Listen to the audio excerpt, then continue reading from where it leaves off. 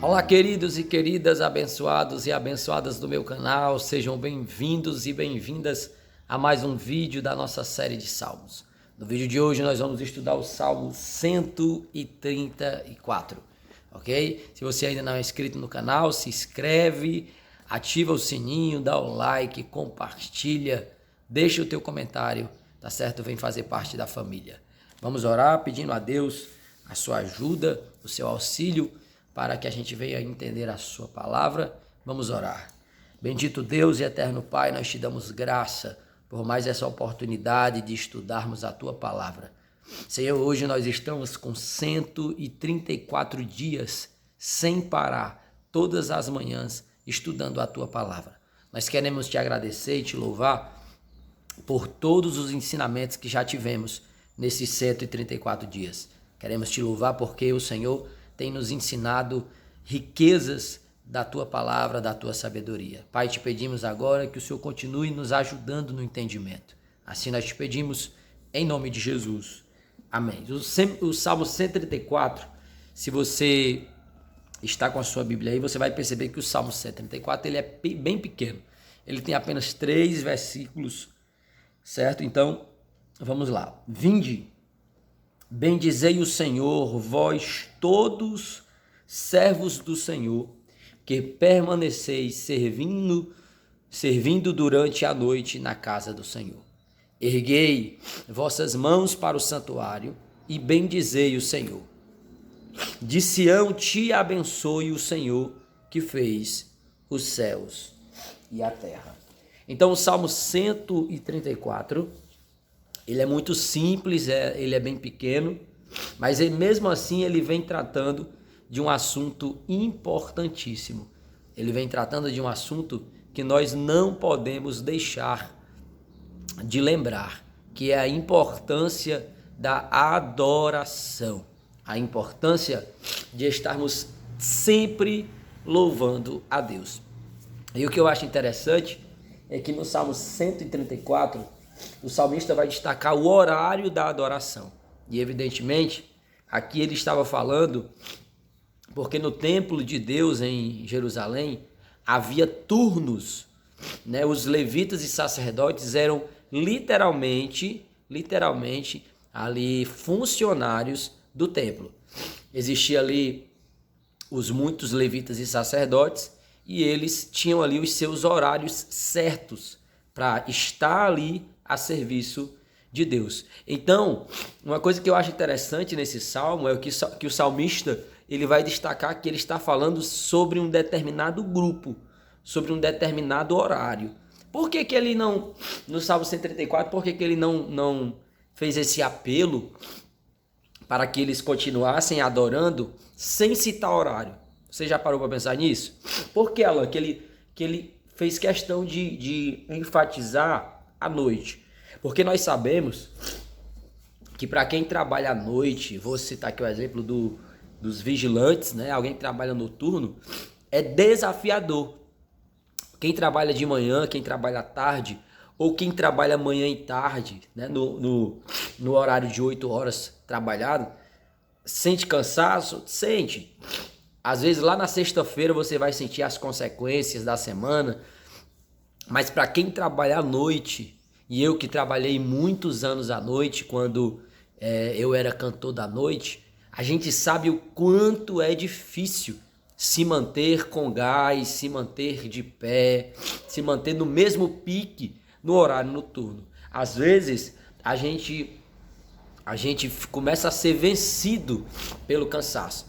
E aí o salmista, ele vai aconselhar, ele vai pedir que aqueles que estão ali a serviço de Deus, na casa de Deus, venham adorar o Senhor. Ou seja, ele está dizendo, não deixem o cansaço vos vencer, não deixem o cansaço ganhar vocês. Não percam essa guerra para o cansaço, mas não parem de adorar. E aí eu quero aplicar essa verdade para a nossa vida.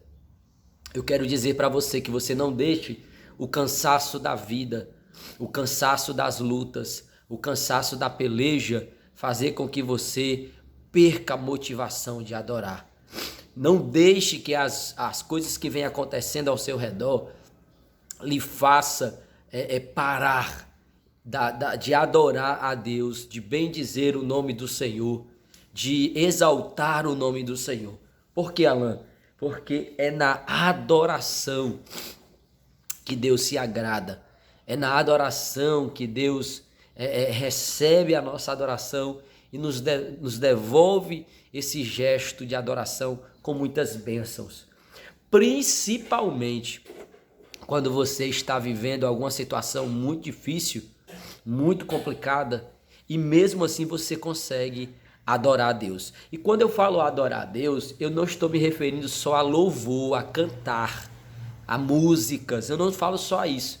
Existem outras maneiras da gente adorar a Deus. Tem, Alan? Tem sim. Por exemplo, você está passando por uma situação que na lógica humana, que na razão humana, você deveria murmurar, reclamar, duvidar de Deus, questionar a Deus, o porquê que eu estou passando, ou pior ainda, num estágio mais avançado, você querer meio que abandonar a Deus, ou dizer que Deus não está fazendo nada por você, começar a usar uns termos mais pesados. E aí, quando nós praticamos isso, nós estamos deixando de adorar a Deus. Mas quando nós, mesmo no meio de uma situação muito complicada, de uma situação muito difícil, a gente se cala, a gente espera para ver o que Deus vai fazer, a gente, no momento ali que está conversando com Deus, declara para Ele que confia nele, que mesmo a coisa estando muito feia, você prefere confiar nele e esperar nele. Nesse momento aí, você não está cantando uma música, mas você está com o seu gesto, com o seu ato, você está adorando o nome do Senhor. E Deus se agrada de uma maneira incrível de quem pratica tal comportamento. O exemplo de uma adoração sem canção, sem música, foi Jó. Jó, mesmo no meio daquela situação tão difícil que ele viveu, e você conhece a história, Jó teve um comportamento digno de louvor. Mesmo perdendo os filhos, as filhas, perdendo toda a riqueza que ele tinha, perdeu tudo, ele perdeu tudo. Mesmo assim, Jó permaneceu confiando no Senhor. Jó, ele perguntava a Deus por que ele estava passando por aquilo, perguntava. Jó, ele queria entender a situação, mas em nenhum momento Jó disse que não servia mais a Deus, que não acreditava mais em Deus. Pelo contrário, teve um determinado momento que a sua mulher disse assim: Jó, amaldiçoa esse teu Deus e morre. E aí Jó olhou para sua mulher e disse: tu fala como uma louca. Tu fala como uma louca, mulher. A gente precisa ter maturidade, mulher, para receber o bem de Deus, mas também o mal de Deus. Porque Deus permite todas as coisas acontecer com todos. Ninguém está isento nessa terra, gente. Ninguém nessa terra está isento de passar por dificuldades, de passar por luta. Ninguém, tá? É daquele que serve a Deus de verdade até aquele que não quer nada com Deus. Mas existe uma grande diferença. A diferença para o que serve de verdade e o que não quer nada com Deus é que aquele que está servindo a Deus de verdade, Deus estará com ele nessa guerra. E obviamente, se Deus está na guerra, a vitória é certa, porque Deus nunca perde uma batalha. Então, mas a única coisa que Deus quer que a gente faça no meio dessa guerra, dessa batalha, é que nós venhamos não parar de louvar. Não pare de exaltar. Por isso que o salmista no Salmo 134, ele vai dizer ali para aqueles que estavam servindo a Deus: vinde, ele está chamando, bendizei o Senhor, vós todos servos do Senhor, que permaneceis servindo durante a noite na casa do Senhor. Erguei vossas mãos para o santuário e bendizei o Senhor. De Sião, Deus te abençoe, o Deus que fez os céus e a terra. E aí nós terminamos aqui aprendendo outra lição. Aqueles que verdadeiramente, escute isso, aqueles que verdadeiramente adoram a Deus, esses verão as bênçãos do Senhor vindo sobre a sua vida. Amém? Amém, queridos, amém, queridas. Vamos orar a Deus, que Deus tenha falado contigo através dessa palavra. Se você estava vivendo dessa forma, eu estava desanimado, eu estava desmotivado, já não adorava a Deus nem cantando, nem com os meus atos, nem com as minhas práticas, você vai voltar hoje, eu creio. A partir de hoje você foi recordado aí, foi relembrado da importância de adorarmos a Deus, de não deixar a noite, de não deixar o cansaço vencer, minar as nossas forças. Amém? Vamos orar? Bendito Deus e eterno Pai, nós te damos graça. Te louvamos por mais essa oportunidade. Muito obrigado por esta palavra.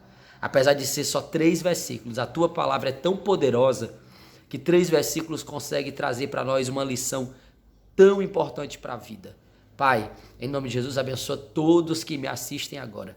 Que todos venham ser abençoados pela tua mão. Aqueles que vão sair para trabalhar, Senhor, dá livramento, guarda, que ele vá e volte, que ela vá e volte em paz para o seu lar.